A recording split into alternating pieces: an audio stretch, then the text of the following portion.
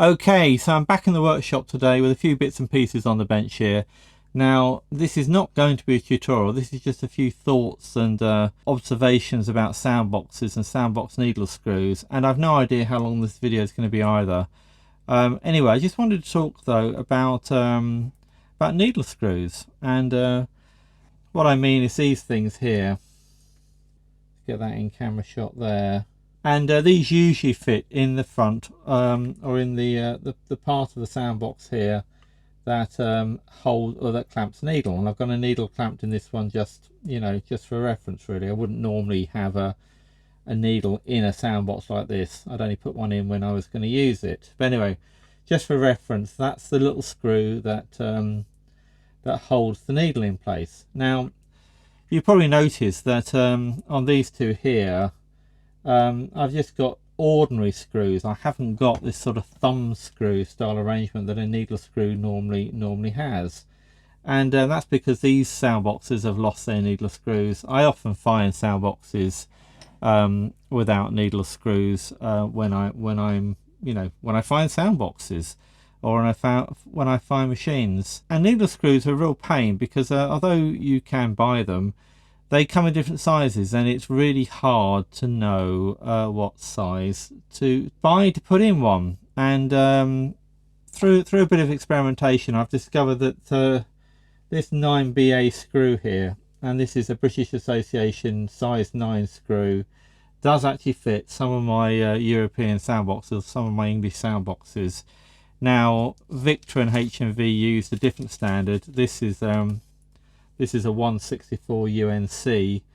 I forget what this fits, but it does fit one or several of the HMV and Victor sound boxes, and this is one I actually made on my lathe. And I've been thinking about doing a video about showing how to make one of these, but I haven't quite got around to it. So talking about British Association, I've got this lovely set here, this vintage set of taps and dies for actually making screw threads, and there is a 9BA in here which I could use to make screws for these sound boxes, or some of these sound boxes.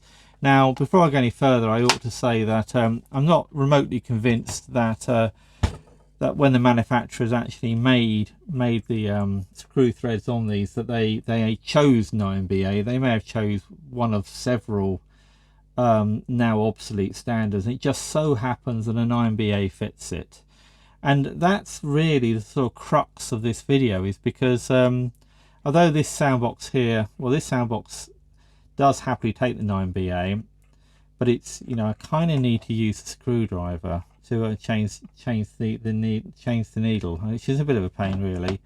I thought, well, it'd be nice actually if there was a way just to sort of put a thumb screw on this. And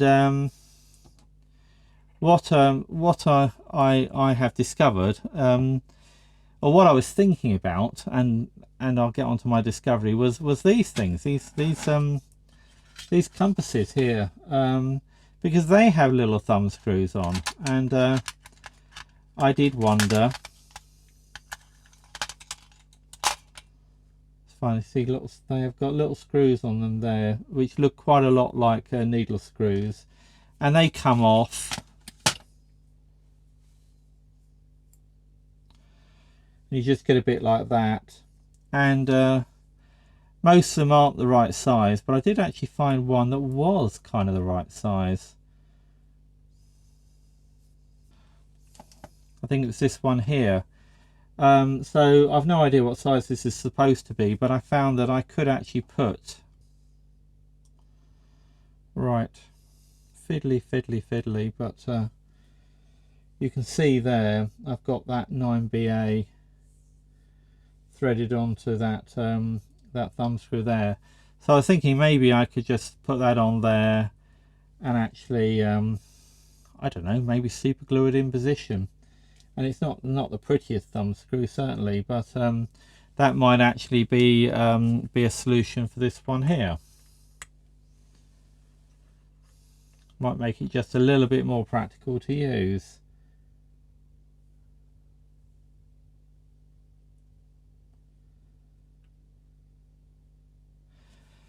Now this one here is actually got a slightly different problem, and that is that the screw has become loose. So again, I'm not convinced that this really was a 9BA, but I've been able to put a 9BA in it and it's been fine. But it's got loose. It doesn't tighten up on the needle anymore. And it just so happened, as I was hunting through this little collection of bits and pieces of old drawing compass or compasses, that I did actually find. In fact, I found this bit here. This is proper vintage, and whereas most of them actually have a thumb screw bit that comes off, and you're just left with a hole. It's not a good example because I can't move that. Let's try that one here.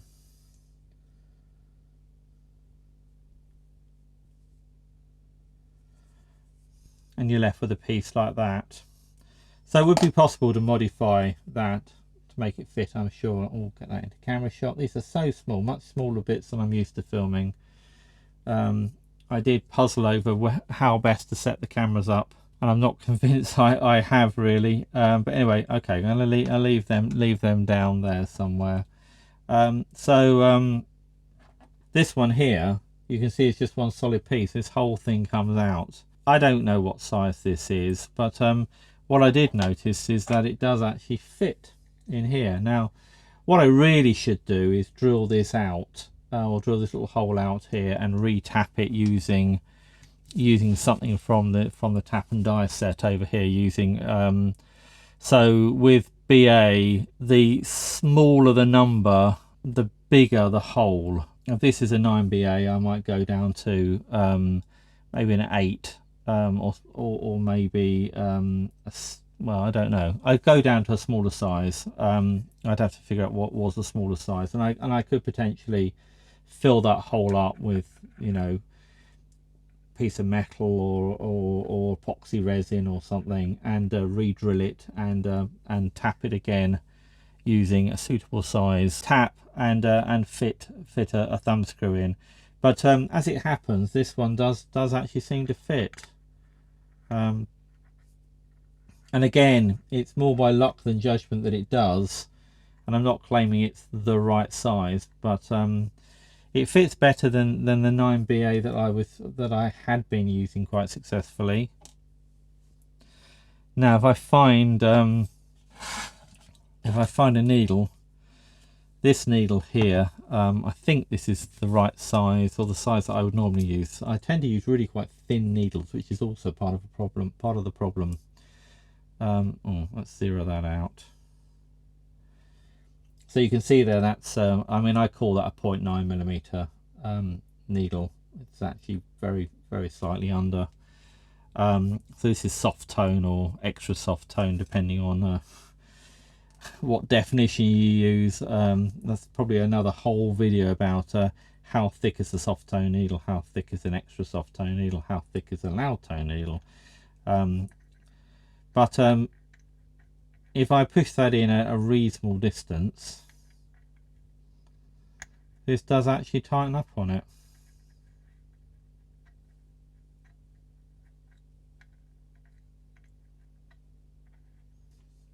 Now, I'm not claiming that's perfect, and I'm not claiming that's going to last, but at least I might be able to get this Soundbox working again, at least for a period of time. So yeah, maybe we'll give that a go and see if it actually wants to play.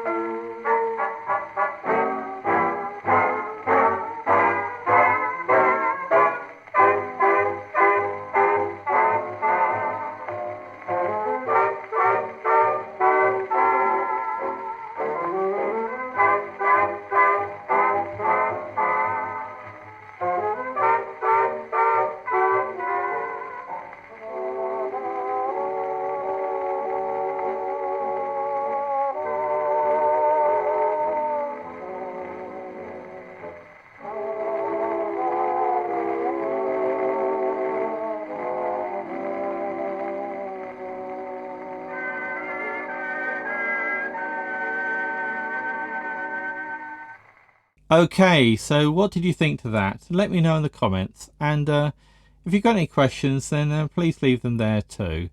And if you've enjoyed this video, then you might like this one also. So thanks for watching, and I shall see you in the next one.